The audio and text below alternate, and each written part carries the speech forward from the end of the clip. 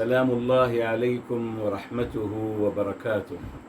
بسم اللہ الرحمن الرحیم۔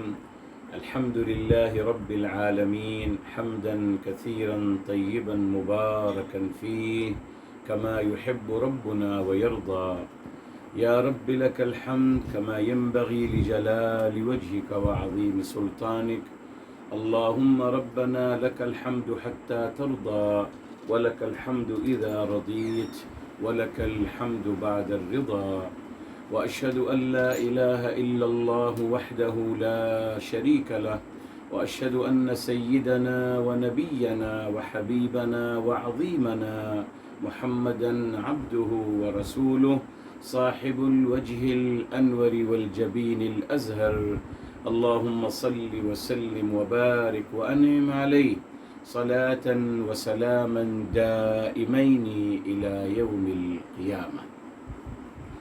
الحمد لله الذي هدانا لهذا وما كنا لنهتدي لولا أن هدانا الله، ربنا لا تزغ قلوبنا بعد إذ هديتنا وهب لنا من لدنك رحمة إنك أنت الوهاب، سبحانك لا علم لنا إلا ما علمتنا إنك أنت العليم الحكيم، اللهم افتح علينا بالحق وأنت خير الفاتحين، رب أوزعني أن أشكر نعمتك التي أنعمت علي وعلى والدي وأن أعمل صالحا ترضاه وأدخلني برحمتك في عبادك الصالحين، رب اشرح لي صدري ويسر لي أمري واحلل عقدة من لساني يفقه قولي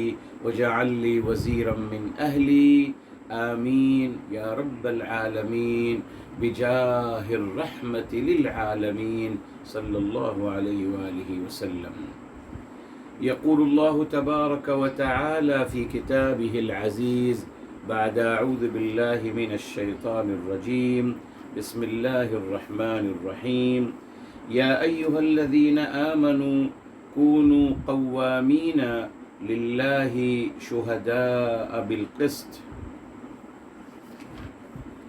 میرے محترم الحمدللہ ناظرین و سامعین کرام، آج انشاءاللہ تعالی ہم آغاز کر رہے ہیں سورہ المائدہ کی آیت نمبر 8 ہے۔ میرے محترم، اس مبارک آیت میں اللہ رب العزت والجلال نے ایک سے زیادہ مضامین کا تذکرہ فرمایا ہے۔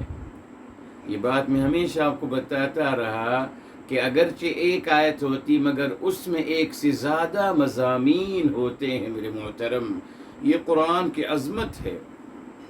اس نے میرے محترم قرآن کریم میں الحمدللہ بے انتہا انفارمیشنز ہیں، بے انتہا نالج ہے۔ میرے محترم، ہر آیت میں ایک سے زیادہ مضامین، ایک سے زیادہ نالج الحمدللہ ہمیں مل سکتی ہے اگر جستجو ہو اپنے نالج کو بڑھانے کی۔ جی، مگر وہی مشکل جب ہمیں محدود کر دیا گیا کہ بس ایمان، دین، ایمان کیا ہے؟ نماز روزہ، بس ختم۔ اس کے علاوہ کیا ہے؟ اللہ رب العزت والجلال نے الحمدللہ جو ہدایت نامہ نازل فرمایا ہے 6200 میرے محترم 36 آیات، ان کا تذکرہ کہاں ہے؟ نہیں ہے نا میرے محترم۔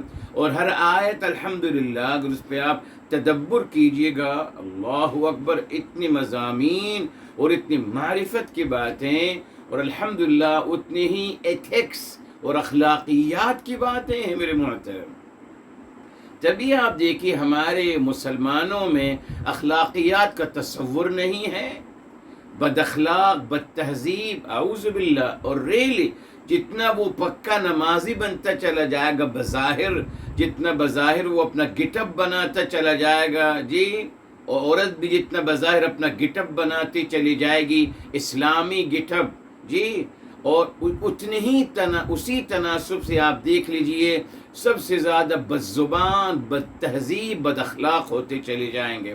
اپنے آپ اپنے خاندان میں دیکھ لیجئے، ریلی کہ آپ اپنے خاندان میں دیکھ لیجیے سب سے زیادہ بد زبان، بد اخلاق، بد تہذیب انسان کون ہے؟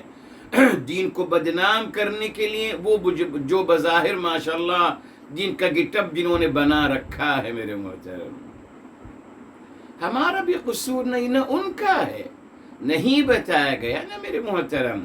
اس متن کے صاحب یہ ہے بنیاد، ختم، یہ ہم نے کر لیا، اب اس کے بعد کیا باقی ہے؟ اس تمام غیر بنیادی باتیں ہیں۔ تو میرے محترم اسی لیے میں کہتا ہوں میرے محترم، نشأت ثانیہ چاہیے، دوبارہ قرآن کریم کے ایک ایک حرف کو، ایک ایک لفظ کو دوبارہ سمجھنا ہے اللہ تعالیٰ کے مفہوم کے مطابق۔ جی اللہ تعالیٰ کیا سمجھانا چاہتے ہیں کتاب الہی میں، اللہ تعالیٰ کی مراد کیا ہے، ایک ایک حرف کو، ایک ایک لفظ کو سمجھنا ہے اللہ تعالیٰ کی مراد کے مطابق میرے محترم۔ لوگوں کے اپنی اپنی اوپینینز اور اپنی اپنی اجتہادات اور اپنی اپنی انٹرپریٹیشن کے مطابق نہیں، نہ اللہ کا مراد کیا ہے اس لفظ میں اور اس آیت میں۔ تو انشاءاللہ کوشش کر رہے ہیں، اللہ تعالیٰ ہم سب کو توفیق عطا فرمائے۔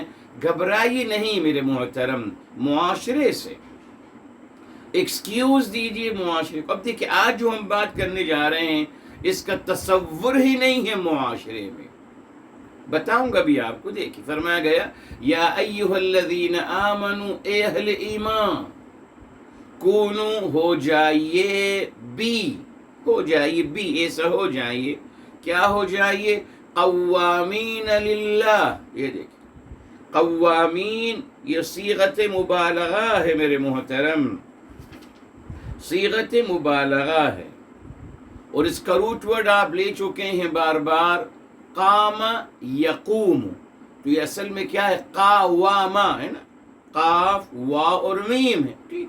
قام کا مطلب کھڑے ہونا ہے نا میرے محترم، قم کھڑا ہو جانا، اس کا اپوزٹ ہے جلس، قام جلس۔ فیس بک پہ الحمدللہ آپ لے چکے ہیں۔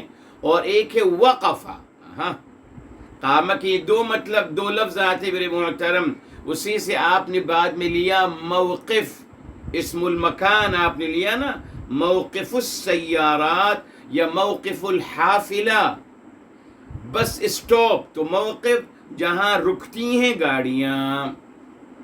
تو وقفہ اور قامہ دو الگ الگ لفظ ہیں۔ جی آپ کو بتایا، اس دھوکے سے بچیے، قرآن کریم میں کوئی مترادف الفاظ نہیں، ہرگز نہیں، ہر لفظ کا اپنا ایک مطلب ہے میرے محترم۔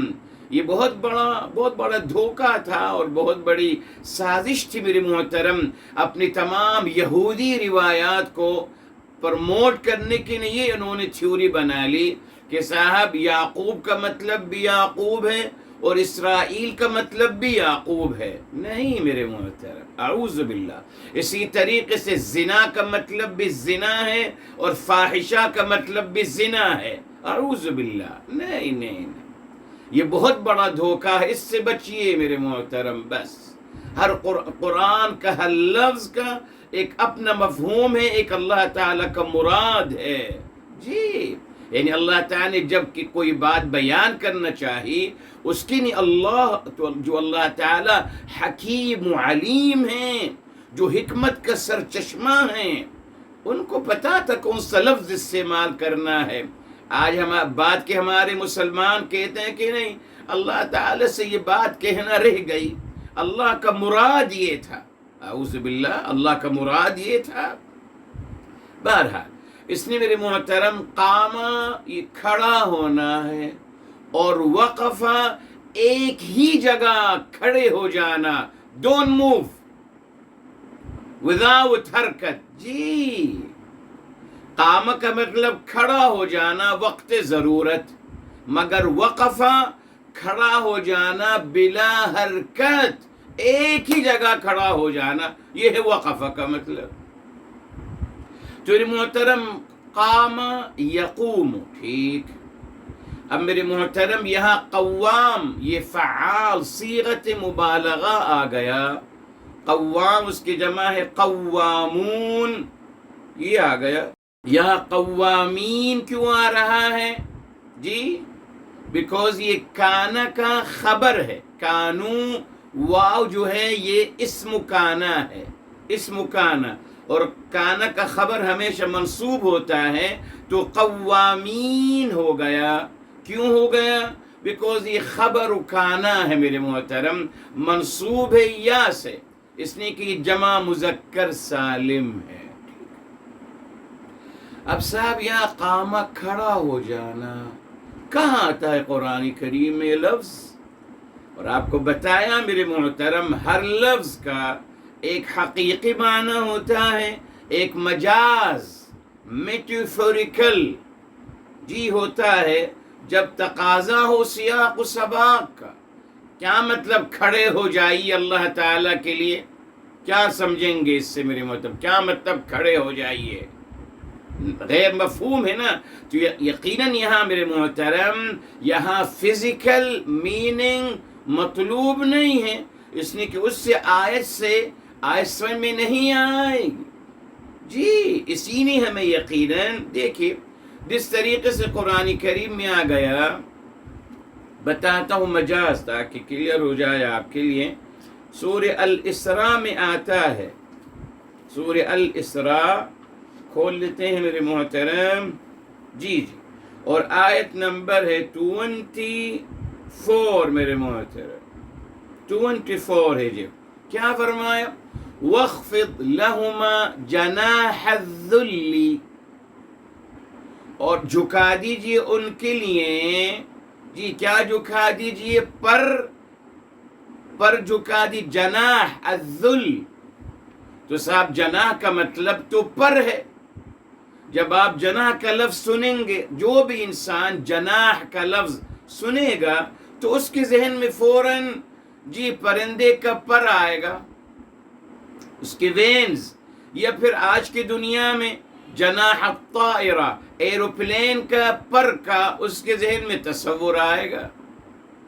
بیکوز الذل جو ہے، یہ الذل جو ہے جھکنا اور خندہ پیشانی جو ہے اس کا تو کوئی پر نہیں ہوتا نا، جناح نہیں ہوتا اس کا۔ تو میرے محترم یہاں اس مبارک آیت کو سمجھنے کے لیے یقیناً ہم جناح کا مطلب معنوی لحاظ سے اٹھائیں گے، میٹافوریکل جی، اور کہیں گے اللہ تعالیٰ نے فرمایا کہ جس طریقے سے پرندہ اپنے پر کو نیچے کرتا ہے، آپ بھی اسی طریقے سے اپنے آپ کو جھکائیے، اپنے آپ کو جھکائیے، جھکا دیجیے اپنے دونوں پر جی، اور کس کے طریقے سے گھمائیے؟ عاجزی کے ساتھ، الذل عاجزی کے ساتھ۔ یہ مفہوم آ گیا کہ خند پیشانی سے پیش آئیے اپنی والدین کے ساتھ، ادب و احترام کے ساتھ ان کے ساتھ پیش آئیے، ان کے سامنے سر جھکا کے بیٹھیے، اپنی آواز بلند مت کیجیے ان کے سامنے۔ تمام آداب آ گئے ایک مبارک لفظ جناح استعمال کرنے سے، ٹھیک ہے صاحب، اور بے شمار مثالیں۔ اچھا اب آئیے یہاں قوامین للہ، کھڑے ہو جائیے اللہ تعالیٰ کے لیے۔ کیا مطلب کھڑے ہو جائیے میرے بھائی؟ ہاں ٹھیک، آئیے یقیناً اس کو ہم معنوی لحاظ سے سمجھیں گے، مگر اب آپ کو ایک یہی مبارک لفظ کہاں آیا ہے وہ آپ کو ذرا بتاتا ہوں میرے محترم۔ سورہ النساء کی طرف آئیے اور دیکھیے ترجمہ اب کیسے کیا گیا اس کا۔ جی اب آپ خود انشاءاللہ تعالی فیصلہ کریں گے الحمدللہ کہ کیسے ترجمہ کیا گیا، ٹھیک۔ اب آئیے میرے محترم، یہ آیت نمبر ہے 34 سورہ النساء کی، سورہ النساء کی آیت نمبر 34، فرمایا گیا الرجال قوامون علی النساء، ٹھیک ہے، مرد جو ہیں، مرد قوام ہیں عورتوں پر۔ قوام وہی روٹ ورڈ ہے نا، قوامہ، وہاں تقوامین للہ، یہاں ہے عورتوں پر، آپ عورتوں پر قوام ہیں. کیا مطلب ہوا میں کھڑے ہونے والے عورتوں پر؟ یہاں بھی معنوی لحاظ سے اٹھائیں گے نا میرے محترم. تو کچھ لوگوں نے سمجھا معنوی لحاظ سے اس کا مطلب ہے مرد حاکم ہے اور آقا ہے عورتوں کا، یہ مطلب اٹھایا گیا. ہر انسان اللہ تعالیٰ کے یہاں جواب دہ ہے میرے محترم، ہمیں اس سے کوئی تعلق نہیں. کس نے یہ بس بتا دیتا ہوں کہ یوں کہا گیا. اب ان کی نیت کیا تھی، انہوں نے کیا سمجھا، ہر انسان اپنی بات کا اللہ تعالیٰ کے یہاں جواب دہ ہے. مگر یقیناً میرے محترم قوامون علی النساء کا مطلب بآسانی یہ نکل سکتا ہے. ابھی جو آیت آ رہی ہے ہمارے جس کو ابھی ہم ڈسکس کر رہے ہیں، بآسانی یہ آ سکتا ہے. اور آگے بھی آ رہا ہے بما فضل اللہ. قوام کا مطلب ہے ذمہ دار قرار دیا گیا، ذمہ دار. عربی زبان میں ریلی اگر آپ کہتے ہیں انا قوام علی هذا البیت یا علی هذا المتجر، میں قوام ہوں اس دکان کا، اس کا مطلب ہوتا ہے ذمہ دار اور رکھوالا ہوں. ذمہ دار اور رکھوالا میں ہوں اس دکان کا. متجر دکان اسم المکان ہے جی. تو میرے محترم قوام علی النساء کا مطلب ہوا ذمہ دار اور نگہبان اور نگران. یہی تو مقصود ہے میرے محترم جی. جب نفقے کی ذمہ داری شوہر پہ دی گئی تو کیا مطلب ہے، وہ کیا ہوا پھر جی؟ جب نفقے کی ذمہ داری شوہر پہ دی گئی تو وہ کون ہوا؟ ذمہ دار ہوا نا صاحب، نگران ہوا، نگہبان ہوا. یہ ہے قرآن. ٹھیک ہے، بہرحال یہ اکورڈنگ قرآن اگر آپ دیکھیں گے، مگر روایات نے کچھ اور بنا دیا. ہاں جی، آپ کو پتہ ہے فقہ میں، نام نہیں لیں گے، فقہ کی کتابیں موجود ہیں، آپ پڑھ سکتے ہیں. فقہ میں کہتے ہیں کہ شوہر ذمہ دار نہیں ہے کہ وہ اپنی گھر والی کی کفن کا پیسے دے. نا مر گئی تو ختم، جاؤ اگلی شادی کر لو، اوکے. جو مر گئی اس کی کفن کی ذمہ داری شوہر پہ نہیں ہے جی، بیکوز وہ نفقے میں نہیں آتا نا. یہ ہے، یہ ہمارا دین ہے، یہ اخلاقیات ہے میرے پڑھ لیجئے جی. فقہ امام ابو حنیفہ پڑھ لیجئے، فقہ کی کتاب بہت فخر کے ساتھ چھاپتے ہیں اور پھیلاتے ہیں، لکھا ہوا ہے اس میں، پڑھ لیجئے گا جی. یہ اخلاقیات سکھائی جا رہی ہیں. جس انسان کے ساتھ، ارے صاحب آپ کسی جانور کے ساتھ کچھ وقت گزارتے ہو، کسی گاڑی کے ساتھ، موٹر سائیکل، گھر، جمادات سے آپ کو انسیت ہو جاتی، یہ تو انسان ہے. یہ مسئلہ لکھ کے چلے گئے کہ صاحب شوہر ذمہ دار نہیں ہے، عورت بیوی مر گئی، اب اس پر واجب نہیں ہے اس کے کفن کا ذمہ داری شوہر پہ نہیں ہے. اسی نے بیچاری ہماری عورتیں اپنے کفن دفن کے پیسے چھپا کے رکھتی ہیں، بیکوز یہ ان کو بتایا گیا کہ شوہر نہیں کرے گا. بھائی شوہر تو دوسری شادی کر لے گا فوراً، اس کی ذمہ داری نہیں. یہ اخلاقیات ہیں. حاکم بہرحال. تو میرے محترم آئیے اب آتے ہم تفسیر قرآن بالقرآن کی طرف. ٹھیک ہے، یہی آیت میرے محترم اللہ رب العزت والجلال نے سورہ النساء میں فرمایا گیا یا ایھا الذین آمنوا کونوا قوامین بالقسط. یہ آیت نمبر ہے میرے محترم 135. یا ایھا الذین آمنوا، اے اہل ایمان، کونوا قوامین بالقسط. آپ قسط کیا ہے میرے محترم؟ قسط جو ہے انصاف. آپ انصاف قائم کرنے والے بنو. آگے یہاں فرمایا شہداء للہ، اللہ تعالیٰ کی گواہی دیتے ہوئے. یہ سورہ النساء. المائدہ میں شہداء قوامین پہلے آ گیا. فرمایا یا ایھا الذین آمنوا کونوا قوامین للہ شہداء. شہداء پہلے آ گیا، بعد میں آ گیا بالقسط، انصاف کے ساتھ. اللہ اکبر.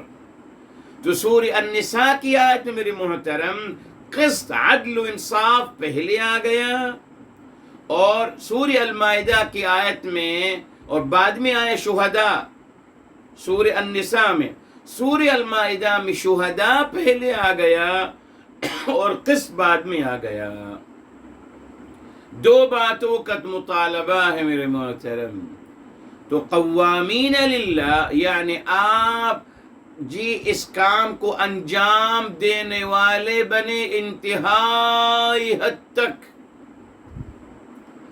انتہائی صیغت مبالغہ ہے، انتہائی حد تک عدل و انصاف کو قائم کرنے والے بنے. عدل و انصاف کو انتہائی حد تک قائم کرنے والے بنے. اور فرمایا یہ جو آپ کر رہے ہیں شہداء للہ، یہ آپ اللہ تعالی کے حق میں گواہی دے رہے ہیں. کیا مطلب؟ یعنی اللہ تعالی نے کتاب الہی میں فرما دیا سورہ الرحمن میں، بتاؤں گا بھی آیت نمبر آپ کو. فرمایا وَأَقِيمُوا الْوَزْنَ بالقسط ولا تخسروا الميزان.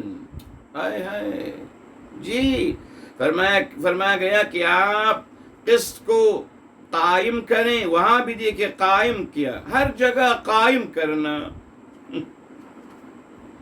ہر جگہ قائم کرنا ہے میرے محترم. لا الہ الا اللہ. سورہ الرحمن سورہ نمبر 55. یہ دیکھیں میرے محترم، نمبر 1 فرمایا. شروع کرتے ہیں نمبر 7 سے. 55 کی 7 فرمایا وَوَضَعَ الْمِيزَانَ، ترازو رکھا گیا.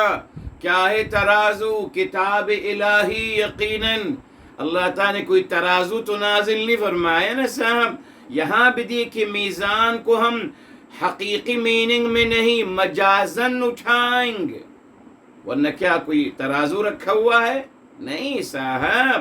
ترازو سے مراد کتاب الہی ہیں، اور میزان میرے حبیب میرے آقا سرور کائنات فداہ بی و امی صلی اللہ علیہ وسلم کی ذات مبارکہ ہیں. جب دونوں ساتھ آئیں گے میرے محترم تو پھر کتاب الہی میزان ہے، مگر جب کتاب الہی کے ساتھ میزان کا تذکرہ آئے گا تو پھر میزان اکبر میرے حبیب میرے آقا سرور کائنات صلی اللہ علیہ وسلم قرار دیے جائیں گے. یہ سورہ الحدید ہے، سورہ نمبر 57. کھول لیجیے صاحب. سورہ نمبر 57 ہے میرے محترم. دیکھیے، اور آیت نمبر ہے 25.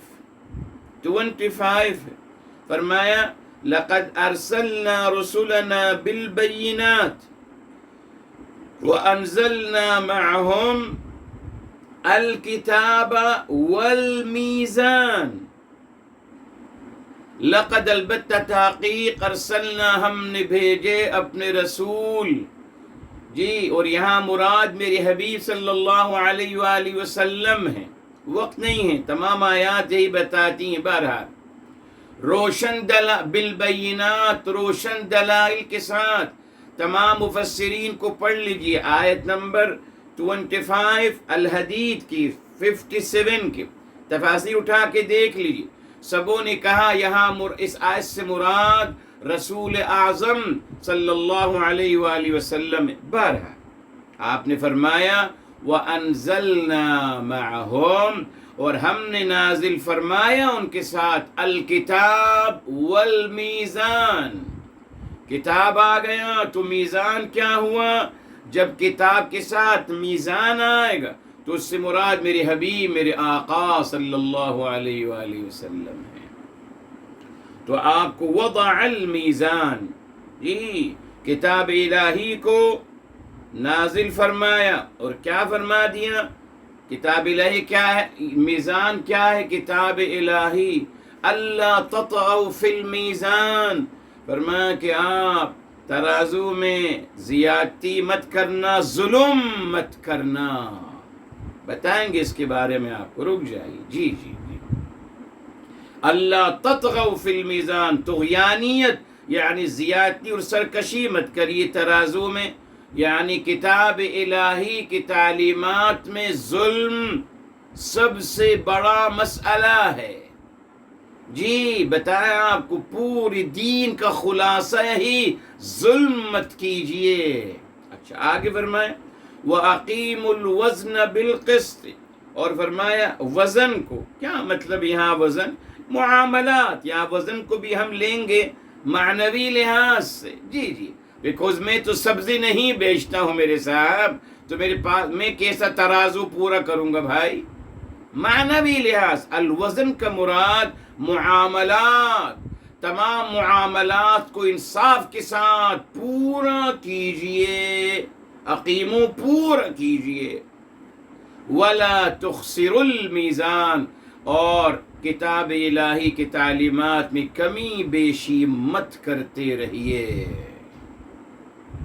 ٹھیک ہے صاحب، یہ بنیاد۔ اچھا صاحب، تو یہاں میرے محترم جو مطالبہ کیا گیا کہ آپ انصاف کو انتہائی حد تک قائم کیجئے، عدل و انصاف کو، یہی انسانی معاشرے کا، میرے محترم انسانی معاشرے کو کامیاب اور کامران اور اس کو ترقی کے منازل کی طرف لے جانے کا سبب ہے۔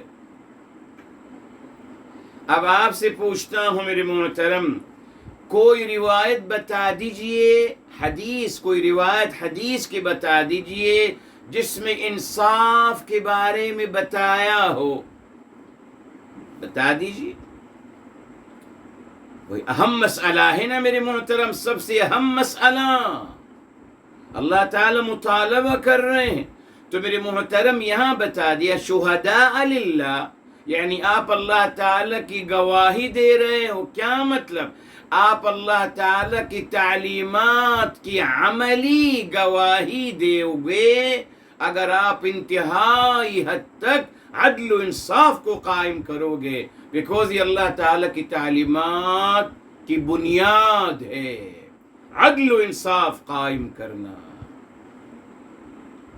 تو آپ اللہ کی گواہی دے رہے ہو نا۔ کہاں میرے محترم یہ عمل رہ گیا؟ کہاں رہ گیا؟ آپ کے سامنے بتائیے۔ اچھا، اب عدل کے مقابلے میں کیا آتا ہے؟ ظلم و زیادتی، ظلم اور زیادتی۔ آپ میرے محترم ایک روایت بتا دیجئے ظلم کے حوالے سے، ایک روایت۔ حدیث کا میرے محترم ماشاءاللہ فرماتے ہیں امام بخاری رحمۃ اللہ تعالی علیہ نے 6 لاکھ احادیث میں سے یہ ان 7,000 حدیثوں کو کلیکٹ کیا ہے اور جمع کیا ہے۔ 6 لاکھ حدیثیں ہیں، 10,000 20,000 25,000 ہیں ابھی تک۔ ایک روایت دکھا دیجئے خود میرے محترم صحیح بخاری صحیح مسلم میں جو ظلم کے بارے میں بتائی گئی ہو، بتا دیجئے،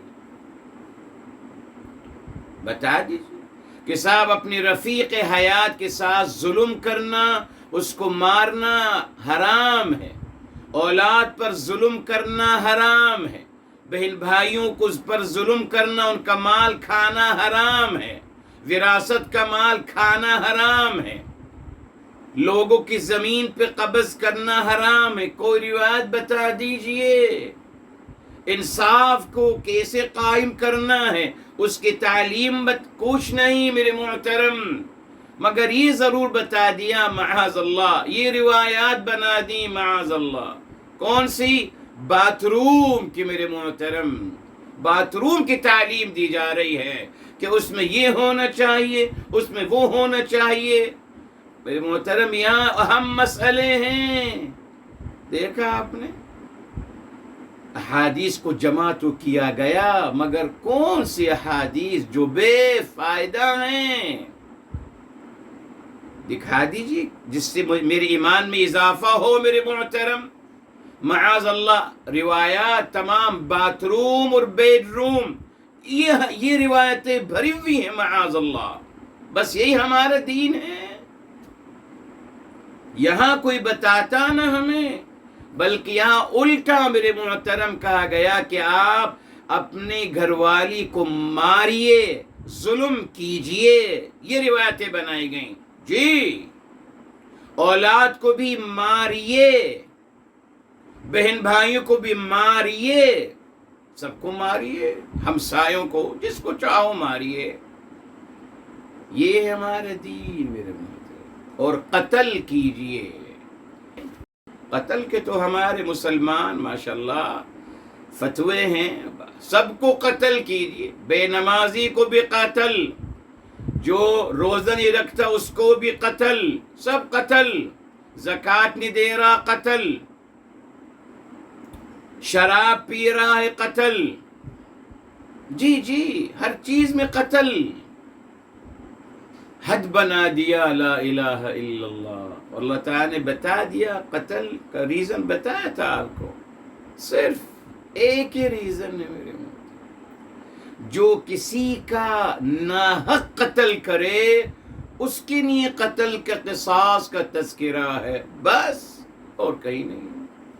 مگر ہمارے مسلمانوں نے ماشاءاللہ اس کو اتنا وسیع کر دیا، الحمدللہ، ہر بات پہ قتل قتل۔ تو یقیناً قتل اور مارنا، آغاز تو مارنے سے کروں گا نا میرے صاحب، جی جی آغاز مارنے سے کروں گا، انتہا قتل پہ ہوگی الحمدللہ۔ قرآن نے بتا دیا کونوا قوامین للہ، جی انتہائی حد تک اہتمام کیجئے، انتہائی حد تک پابندی کیجئے، انتہائی حد تک قائم کیجئے عدل و انصاف کو اللہ تعالیٰ کے لیے۔ کونوا قوامین للہ، اللہ تعالیٰ کی رضا کے لیے، شہداء، گواہی دیتے ہوئے اللہ تعالیٰ کے لیے۔ اور کس چیز پہ آپ قائم رہیے؟ بالقسط، عدل و انصاف کی میرے محترم۔ میرے محترم اس بات کو سمجھ لیجئے کتنا اہم مسئلہ ہے۔ سورہ النساء کی جو آیت ہے میرے محترم 135 کے میرے محترم فرمایا وَلَوْ عَلَىٰ أَنفُسِكُمْ، آپ حق کی گواہی دیں بھلے وہ آپ کے خلاف ہی کیوں نہ ہو، او الوالدین، یا آپ کے والدین کی ہی خلاف کیوں نہ ہو، او الاقربین، یا آپ اپنے رشتہ داروں کے خلاف کیوں نہ ہو۔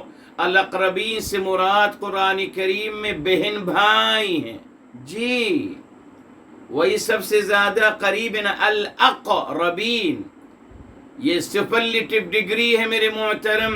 who is closer to me after my parents, my brother and sisters، definite۔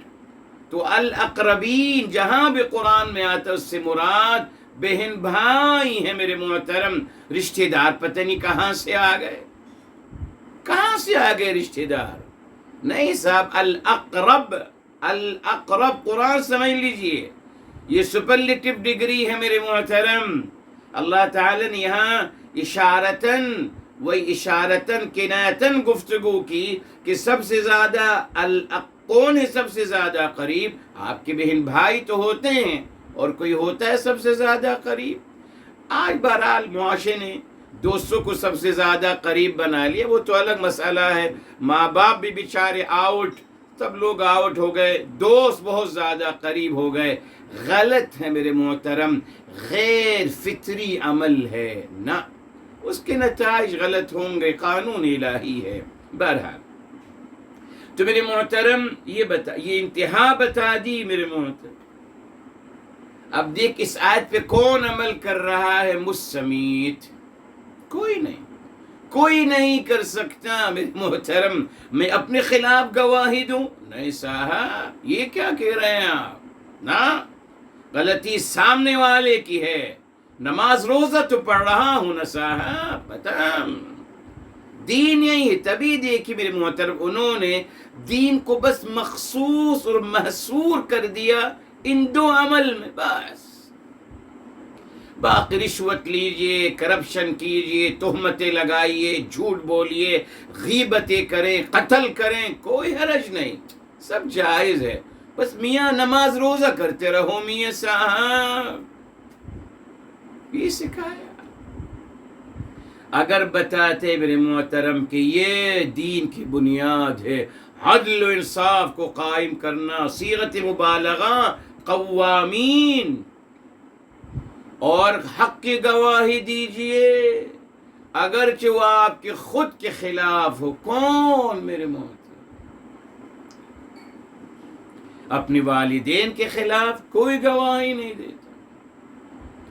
پتہ ہوتا ہے میرے محترم کہ میری والدہ کی غلطی ہے، مگر میں اپنی گھر والی سے کہتا ہوں کہ صاحب یہ میری والدہ ہیں، یہ گالیاں دیں گی، بد زبانی کریں گی، بد اخلاقی کریں گی، آپ کو ماریں گی، پیٹیں گی. میں اسے کچھ نہیں کہہ سکتا، بیکوز اسلام نے منع کیا. اسلام نے کہا کہ ماں باپ کے سامنے اف تک مت کیجئے. واو، گڈ. دیکھا، یہ ہے چناؤ میرے محترم. جو صاحب اسی کتاب الہی میں جہاں آپ کو کہا گیا کہ اف تک مت کیجئے، وہاں یہ بھی تو تعلیم دی جا رہی ہے، وہ یہ بھی تو قرآن کی تعلیم ہے کہ حق کی گواہی دیجئے اگرچہ آپ کے والدین کے خلاف ہی کیوں نہ ہو. تو ثابت ہو گیا میرے محترم، والدین always right. یہ یہودی مقولہ ہے، شیطانی مقولہ ہے. No one can be always right. No one, even Ustaz. No one, Ustaz, he can't be always right. کس نے کہہ دیا صاحب؟ تو اب تو ماشاءاللہ سبھی always right ہو گئے. میرے سیاسی شخصیت، محبوب سیاسی شخصیت میرے، he is always right. اب ان کی باتوں کی، ان کی جھوٹ کی توجیہ کرتے رہتا ہوں زندگی بھر. نہیں صاحب، always right کا اور صرف ٹائٹل صرف اور صرف میرے حبیب، میرے آقا سرور کائنات فداہ ابی و امی و نفسی صلی اللہ علیہ وسلم، ان کے لیے ہے. صرف یہ ہے نا. جب بتا دیا کہ والدین کے خلاف گواہی، اس مطلب کہ والدین نے کچھ غلط کیا ہے نا صاحب، جی کر سکتے ہیں. انسان ہے میرے محترم، استاذ بھی انسان ہے، ہر انسان. No one can be always right. مگر ہمیں یہ تقدس دیا گیا، سبھی معصوم بن گئے نا. رسول اعظم صلی اللہ علیہ وسلم کا مقام اور مرتبہ ہے، میرے حبیب، میرے آقا کا بس ان تک محدود رہنے دیجئے بس. مگر ہمارے ہاں تو اس کا اہتمام نہ ہوا. نتیجہ آپ کے سامنے ہے جی. ظلم شروع ہو گیا میرے محترم. اب آئیے آپ ظلم کے بارے میں کچھ باتیں کر لیں، بیکوز بات آگے بڑھے گی. پھر قرآن نے کیا کہا؟ 200 آیات میرے محترم ظلم کی مذمت اور ظلم کے عذاب اور ظلم کی سزا کے حوالے سے. کتنی؟ 200 آیات. آپ بھی چیک کر لیجئے. الحمدللہ. آئیے بنیادی آیت ہے، سورہ کہف کی طرف آتے ہیں. اس کو الحمدللہ ہم پڑھتے ہیں صاحب. سورہ نمبر 18 میرے محترم، سورہ نمبر 18 اور آیت نمبر 29 میرے محترم، یہ بھی سن لیجیے. فرمایا اِنَّا أَعْتَدْنَا لِلظَّالِمِينَ، بے شک ہم اللہ تعالیٰ نے اعتدنا تیار کیا ہے ہم نے، للظالمین ظالموں کے لیے، نارن ایسی آگ تیار کی ہے، احاط بہم سرادقها، ایسی آگ جس کے سرادق، سرداق کہتے میرے محترم تنگ جگہ کو، یعنی وہ تنگ جگہ آگ اور اس کی جو تنگی ہے ان کو ہر طرف سے گھیری ہوئی ہوگی. آگ ایسی آگ جو ان ظالموں کو گھیری ہوئی ہوگی ہر طرف سے. یہ ظالموں کی سزا ہے۔ آگے سن لیے، فرمایا وَإِن يَسْتَغِيثُوا يُغَاثُوا بِمَاءٍ كَالْمُهْلِ يَشْوِي الْوُجُوهِ، اور اگر وہ پانی پینے کے لیے طلب کریں گے تو ایسا ان کو پانی کھولتا ہوا دیا جائے گا جس سے اس کے منہ، ان کے چہرے جلس جائیں گے، معاذ اللہ۔ یہ ظالموں کا انجام کبھی نہیں بتایا جاتا ہمیں، کبھی نہیں، تبھی ہم ظلم کرتے ہیں۔ قرآن کریم میں 200 آیات بتایا تھا آپ کو ظلم کے بارے میں، اگر آپ کو یاد ہو۔ جی سورہ بقرہ کا درس آپ سن سکتے ہیں، الحمدللہ 5 لیکچر اسی حوالے سے کہ اتنی بڑی وعید میرے محترم ظالموں کے لیے۔ اب میرے محترم آئیے ایک اور آیت سورہ نوح علیہ السلام کی طرف سے، کہ جناب نوح علیہ السلام کیا فرما رہے ہیں۔ یہ دیکھ ظالموں کے بارے میں کیا فرما رہے ہیں۔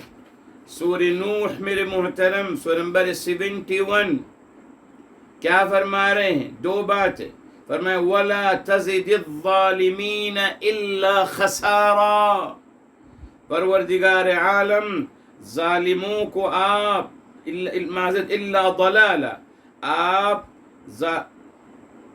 آپ ظالموں کو اضافہ مت کیجیے مگر گمراہی میں، ان کے ظلم کے سبب ان کو مزید گمراہ کیا جائے تاکہ عذاب الہی کے مستحق ہو جائیں۔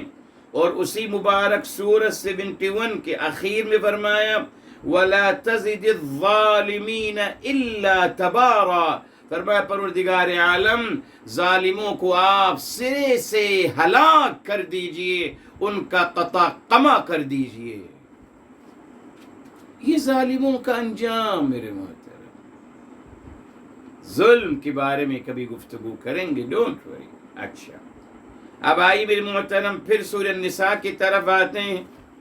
جی سورہ النساء کی طرف آتے ہیں میرے محترم، جہاں اللہ رب العزت والجلال نے خودکشی کرنے کو منع فرمایا ہے، خودکشی کرنا منع فرمایا۔ یہ آیت نمبر ہے میرے محترم 29۔ اب اس کا انجام دیکھیے، فرمایا وَلَا تَقْتُلُوا أَنفُسَكُمْ، اور آپ اپنے آپ کو قتل مت کیجئے خودکشی کر کر۔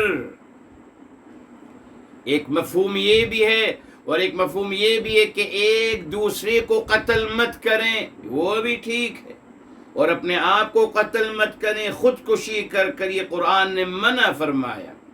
دیکھیں فرمایا ان اللہ کان بکم رحیما، بے شک اللہ تعالی آپ پر بے انتہا آپ کے ساتھ محبت اور پیار فرمانے والے ہیں۔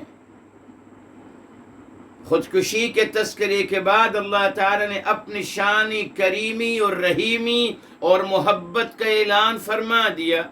انڈائریکٹلی کیا سمجھایا جا رہا ہے کہ ہم جب آپ سے محبت کر رہے ہیں تو آپ کیوں ایسا کر رہے ہیں؟ ٹھیک۔ اب میرے محترم اگلی آیت میں، آیت نمبر 30 میں، یہ 29 تھی، آیت نمبر 30 میں اللہ تعالی خودکشی کی سزا کو بیان فرما رہے ہیں۔ اس آیت میں نہیں بیان کیا، نہ، اس آیت میں اپنی شان رحیمی اور کریمی اور محبت کا اعلان فرما دیا اس کام سے روکنے کے لیے۔ اب آیت نمبر 30 میں فرمایا وَمَن يَفْعَلْ، اور جو ایسا کرے گا، یعنی اس کو ہماری محبت سمجھ میں نہیں آ رہی، وَمَن يَفْعَلْ ذَلِكَ، اس کے بعد جو وہ کرے گا تو فرمایا میرے محترم وَذَلِكَ عُدْوَانًا وَظُلْمًا، یہ عدوان زیادتی کرتے ہوئے اور ظلم کرتے ہوئے، فَسَوْفَ نُصْلِيهِ نَارًا، تو اس کا ٹھکانہ دوزخ ہے، معاذ اللہ، اس میں اس کو جلایا جائے گا، آگ سے جلایا جائے گا۔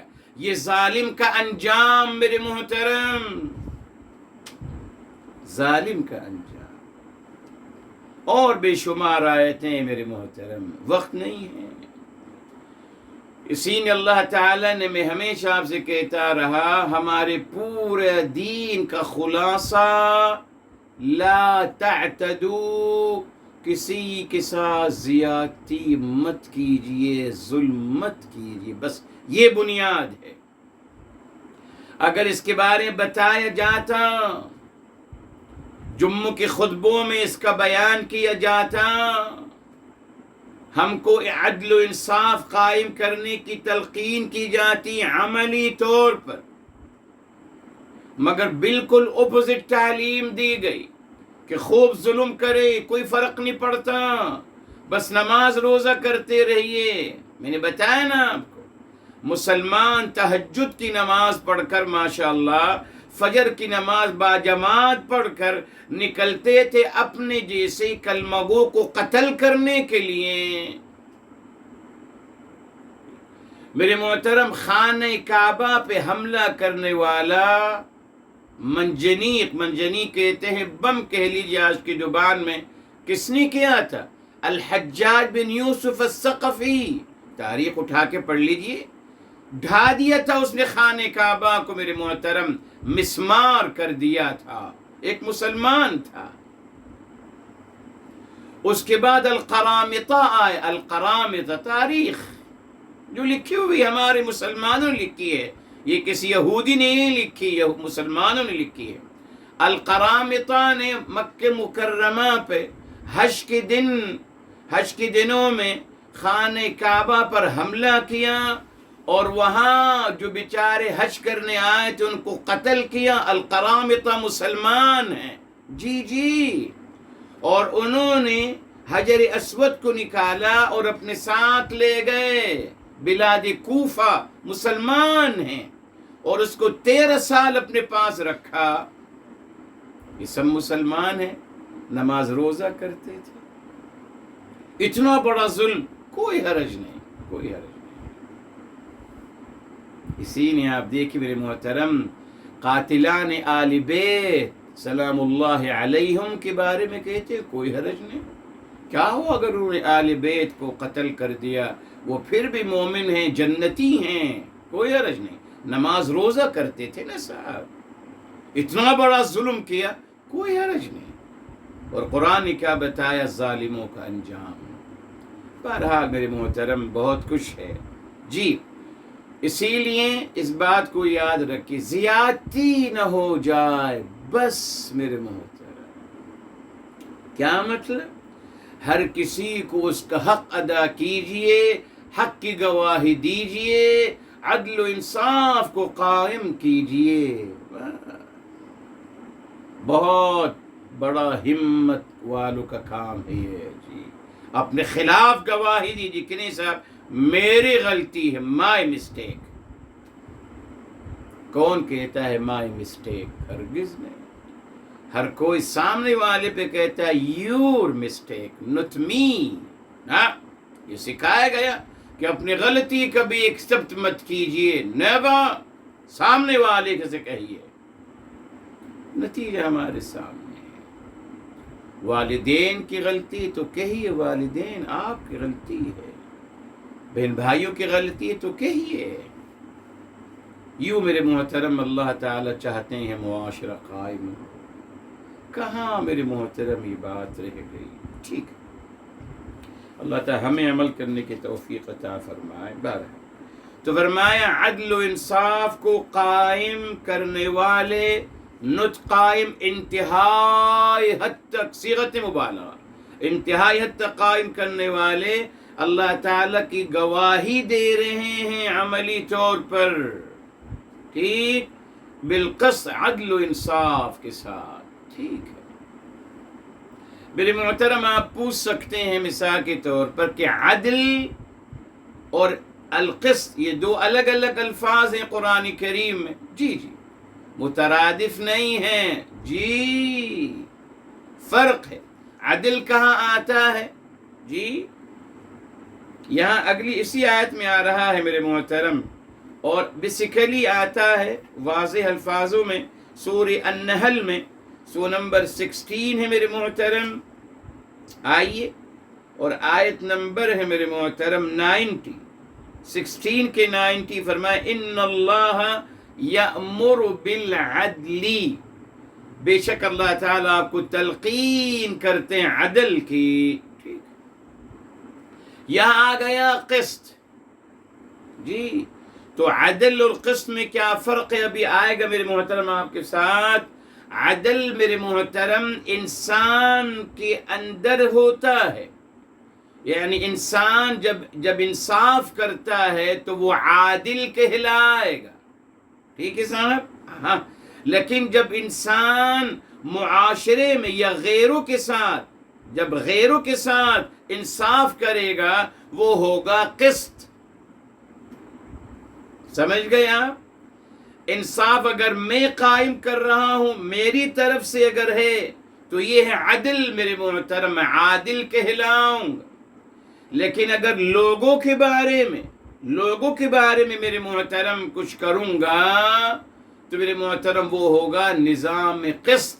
تو نظام قسط اجتماعی ہے اور نظام عدل انفرادی ہے. یہ فرق ہے دونوں میں. جی تو اللہ تعالیٰ نے کیا چاہا پہلے کہ آپ نظام قسط قائم کیجئے پورے معاشرے میں. ہاں وہی بنیاد ہے. اگر آپ اپنے آپ میں عادل رہیں گے تو ہمیں کیا فائدہ ہوگا آپ کے صاحب؟ نہ، معاشرے کو بہتر ہونا چاہیے. آپ کے عدل اور انصاف کا جو جذبہ ہے وہ لوگوں میں منتقل ہو، لوگوں کے لیے بینیفیشری بنے، لوگوں کو اس سے فائدہ ہو. جی تبھی دیکھے فرمایا اپنے خلاف بالقسط.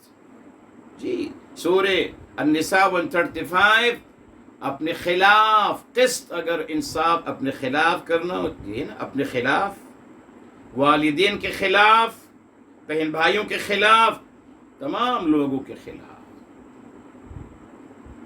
یہ ہے قرآن. اچھا اب یہاں فرما دیا گیا، یہ بات اب مکمل ہوئی. اب دوسرا ٹاپک شروع کرتے ہیں. جب فرمایا میرے محترم وَلَا يَجْرِمَنَّكُمْ شَنَآنُ قَوْمٍ، یہ دیکھیں ولا اور نہیں، یجرمنکم یہ جرم سے نکلا ہے، یعنی آمادہ نہ کر دے، آمادہ نہ کر دے. کیا؟ شنآن کہتے ہیں دشمنی کو. کسی قوم کی دشمنی آپ کو آمادہ نہ کر دے. کس بات پر؟ علی اللہ تعدلوا، کہ آپ علی اللہ تعدلوا، کہ آپ عدل نہ کریں. آپ کا ذاتی عمل ہے، دیکھیں ذاتی عمل ہے نا. اب آپ کے گراؤنڈ میں گوٹ ہے، ہاں بول آپ کی گوٹ میں ہے، آپ کی گراؤنڈ میں ہے. اب آپ کو انصاف کرنا ہے، یعنی عدل کرنا ہے. قرآن نے کتنی بڑی بات فرما دی میرے محترم. یہ قرآن نفسیات کی کتاب ہے میرے محترم. جن کو علم نفسیات پڑھنے کا شوق ہے مت پڑھیے. فروئڈ صاحب کو مت پڑھیے، انہوں نے تو بہت نامعقول باتیں کی ہیں. اعوذ باللہ. اسلام کے مکمل خلاف. جب انہوں نے کہا معاذ اللہ کہ بنیادی محرک تمام جذبات کا، اعوذ باللہ، نفسیاتی طور پر انہوں نے کہا تمام محرک جنس ہے، سیکس ہے. یہودی روایت ہے جس کو ہم مسلمانوں نے بھی بہت پہلے اڈوپ کر لیا ہے بہرحال، مگر ایسا نہیں. یہ پڑھیے، قرآن پڑھیے، آپ کو انسان کی سائیکی اور نفسیات سمجھ میں آ جائے گی. یہاں دیکھیں اللہ تعالیٰ فرما رہے ہیں کہ انسان کب نا انصافی کرتا ہے؟ کب؟ جب اس کو سامنے والے پہ غصہ ہو. وہ تو کہے گا اچھا موقع ملا، اب یہ آئے ہیں، اونٹ آئے پہاڑ کے نیچے، اب مجھے 5 سال کے بعد اب مجھے موقع ملا ہے. یہودی نے طریقہ سکھا دیا کہ ہر 5 سال کے بعد انتقام لو، کچھ لوگ جائیں کچھ لوگ آئیں. یہودی گیم. جی اب مجھے موقع ملا ہے، آئیے اب آپ آئیے۔ تو میرے محترم، انسان انصاف سے کب ہٹتا ہے؟ جب اس کو سامنے والے سے اپنا انتقام لینا ہوتا ہے، یا اس کو ناپسند کرتا ہوتا ہے، یا اس سے بغض رکھتا ہے، جو بھی ہے، تبھی نا انصافی کرتا ہے نا۔ اور انصاف کب کرتا ہے وہ چھوڑ دیجیے۔ انصاف سے زیادہ کب کرتا ہے؟ جب وہ کسی سے محبت کر رہا ہوتا ہے۔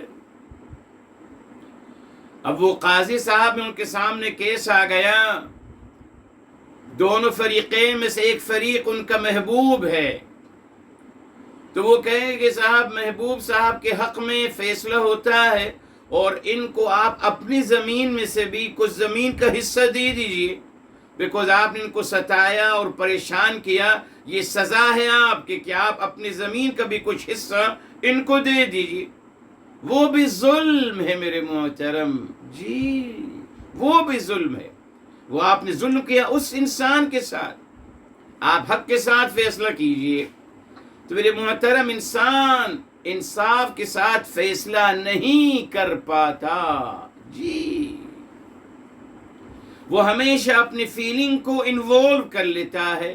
وہ دیکھتا ہے سامنے والا کون ہے، کس کے فیور میں، کس کے حق میں مجھے فیصلہ کرنا ہے، وہ اس کو دیکھے گا۔ یا تو وہ اس کا محبوب ہوگا، جاننے والا ہوگا، یا اس کا دشمن ہوگا۔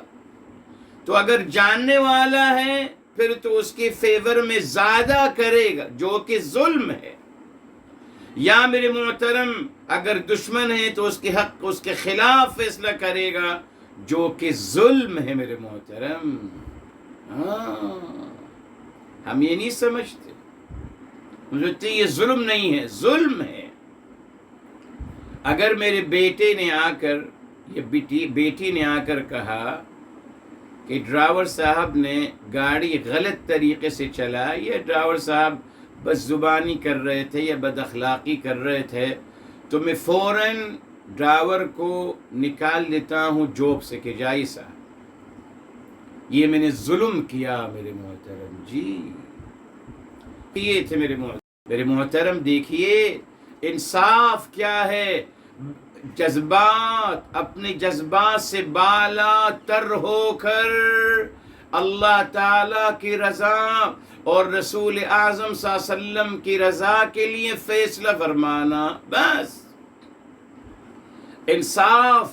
اگر آپ انصاف کو جذبات کے ساتھ انوالو رکھیں گے تو کبھی آپ انصاف نہیں کر سکیں گے، ہمیشہ ظلم ہوگا، فیور کرنا ظلم ہے، اور ظالموں کا انجام آپ نے سن لیا، اور بھی آیتیں ہیں، جی جی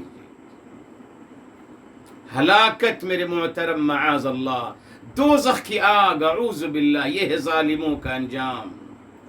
تو یہ مت سمجھیے کہ کمی کرنا ظلم ہے، نہیں صاحب، غلط فیور کرنا بھی ظلم ہے۔ انصاف اس سے الگ ہے، اللہ کو مطلوب انصاف ہے نا، انصاف اپنے جذبات سے بالا تر ہو کر ختم، چھوڑ دیجئے اپنے جذبات کو۔ یہ بیٹی ہے، یہ ماں باپ ہیں، یہ بہن بھائی ہیں، یہ میرا محبوب سیاسی شخصیت ہے، یہ میرے محبوب استاذ ہیں، چھوڑ دیجئے، انصاف آئیے۔ بہت بڑا مسئلہ ہے، تو آپ نے سمجھ لیا، فیور کرنا بھی ظلم ہے، بیکوز اس کا نقصان ہو رہا ہے نا صاحب، فیور کرنا بھی ظلم ہے۔ انصاف، اپنی جذبات اور اپنے کیفیات سے بالا تر ہو کر حقائق کے بنیاد پہ فیصلہ کیجئے۔ شہداء للہ، یاد رکھیے، اللہ تعالیٰ نے کنڈیشن لگا دی، شہداء للہ، سورہ النساء میں بھی لگائی، سورہ مائدہ میں بھی لگائی ہے، اللہ کے لیے گواہی دے رہے ہیں آپ، سوچ لیجیے، آپ اللہ تعالیٰ کے لیے غلط گواہی دے رہے ہو، شہداء للہ، کہاں میرے محترم، بہت دور ہیں ہم میرے محترم، صرف دعوے ہیں بہرحال، کوئی ماشاءاللہ دعوے تو بہت ہیں، عدل و انصاف کے دعوے تو الحمدللہ اتنے ہیں کہ آپ سوچ نہیں سکتے، الحمدللہ۔ پریکٹیکل کہاں ہے میرے محترم؟ ذرے برابر نہیں، ایسا نہیں ہے، تبھی زیادتیاں ہوتی ہیں۔ قرآن نے کس بات کو ڈسکس کیا؟ ڈسکس یہ کیا کہ جہاں امکان ہے زیادتی کرنے کا، جہاں امکان ہے ظلم کرنے کا، جی اس کو کاؤنٹر کر دیا اور اس کو بیان کر دیا۔ فرما دیا کہ آپ کو کسی قوم کی دشمنی، یہ کسی قوم کی دشمنی پوسیبلٹی ہے نا کہ آپ ان کے ساتھ انصاف نہیں کرو گے، ظلم کرو گے۔ یہاں اس نے بتا دیا کہ کسی قوم کی دشمنی آپ کو اس بات پہ آمادہ نہ کر دے کہ آپ انصاف نہ کرو، عدل نہ کرو، یعنی ظلم کرو۔ جی میرے محترم، ظلم کرو گے آپ، انسان ہو، انسان ہے میرے محترم ہم۔ اور پھر آج کا انسان تو بیچارہ اتنی نفسیاتی مسائل میں، اتنی پرابلمز میں پھنسا ہوا ہے میرے محترم، فرسٹریشن ہے ہر انسان کے اندر، اکنومکلی پریشر، جی فیملی پریشر، پتہ نہیں کون کون سے پینک۔ جی آخری بار یہاں رکیں گے، بس اگلی دفعہ انشاءاللہ اس کو مکمل کریں گے۔ میرے محترم فرمایا جا رہا ہے کہ آپ اپنے دشمنوں کے ساتھ انصاف اور عدل کیجئے، تو محبت کرنے والوں کے ساتھ کیا مطلوب ہوگا؟ یعنی ہمارا وہ دین ہے، یہ دین عظیم، دین الہی، جو ہمیں عدل و انصاف کرنے کی تعلیم دیتا ہے، دشمنوں سے پہلے، بعد میں اپنوں سے، دشمنوں سے پہلے بعد میں اپنوں سے۔ اب انتہا دیکھ لیجئے اب آپ۔ اور ہمیں کیا تعلیم دی گئی کہ دشمنوں کو تو قتل کیجئے، خون کی ندیاں بہائیے۔ تو صاحب یہ انصاف کس کے ساتھ ہوگا اگر سب کے آپ قتلے کر دیں گے اور خون کی ندیاں بہائیں گے خیر کے ساتھ؟ کون؟ اچھا اچھا اچھا، اپنوں میں جو دشمن ہوتے ہیں، اچھا ہاں یہ بھی صحیح ہے، اپنوں میں بھی دشمن ہوتے ہیں نا۔ نہیں صاحب، اپنوں میں دشمنوں کا تصور نہیں ہے اکارڈنگ قرآن۔ اب ہم ان کی بات نہیں کر رہے جو جن کی فطرت مسخ ہو گئی ہے، جی جو اب نارمل ہو چکے ہیں، وہ اپنوں کو اپنا دشمن سمجھتے ہیں، ہم ان کی بات نہیں کر رہے، وہ تمام بیچارے جی ٹریک سے ہٹ گئے ہیں۔ قرآن نے جب میرے محترم شنآن قوم کا تذکرہ کیا، اس سے مراد نان مسلمز ہیں، جی جی، بیکوز قرآن کا یہ تصور نہیں ہے کہ اپنوں میں دشمن بنا لیجیے اپنے خیر کے ساتھ آپ، نہ صاحب، اس کا تصور نہیں ہے۔ تو جب بھی دشمنوں کی بات آئے گی قرآن کریم میں، عدوی وعدوکم، اس سے مراد نان مسلمز ہیں، جی یاد رکھیے، یہ قرآن کی تعلیم۔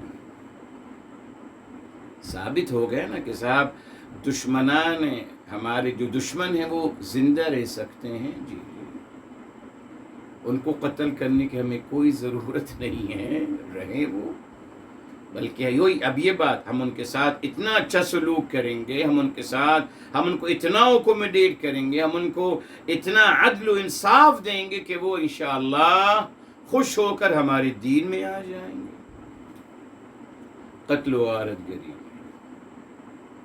میرے محترم، جب قرآن نے وہی سورہ کہف آیت نمبر 29 میں جب فرما دیا وَقُلِ الْحَقُّ مِنْ رَبِّكُمْ، فرما دیجئے میرے حبیب صلی اللہ علیہ وسلم، الحق من ربکم، حق جو ہے آپ کے رب ذوالجلال کی طرف سے ہے، فمن شاء فلیؤمن، پس جو چاہے ایمان لے آئے، ومن شاء فلیکفر، اور جو چاہے کفر کرے۔